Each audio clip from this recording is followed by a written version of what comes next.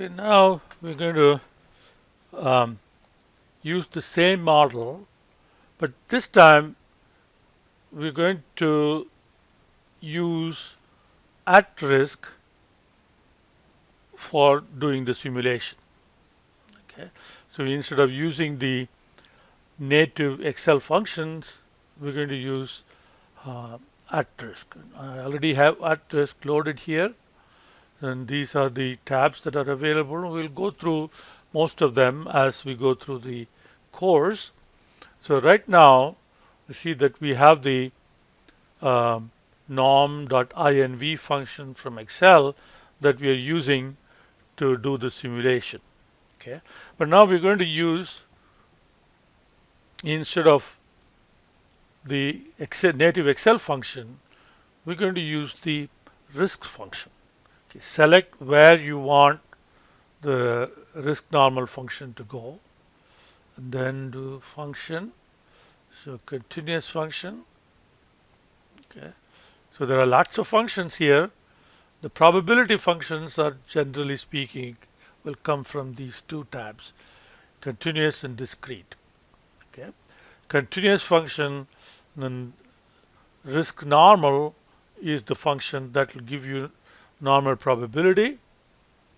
Okay, so now you're prompted for mean and standard deviation. Mean is here. Okay, D7, and standard deviation is there. Okay, so now risk is going to generate elasticity values from this normal distribution. Okay, and that's the only input. Now, what do you want risk to use for the output? So we want to look at the profit. Okay, so now in risk you have to specify what the output is going to be by selecting output, and you say define. Okay, and make sure that you've selected the cell where you want the output cell for the output. So now it takes this value and uses that for the name. Okay, and you click OK, and now risk inserts the risk output function right in front of the formula. Okay, so now you're ready to run the simulation. Okay, so okay, I want to run it one time. Okay, unless you have different output, different parameters, you want to run the simulation just one time. Okay, now 1,000 or 10,000. Okay, let's say we want to run it for 10,000 replications. Okay, and then you click simulate. Say we want to simulate 1,000 times.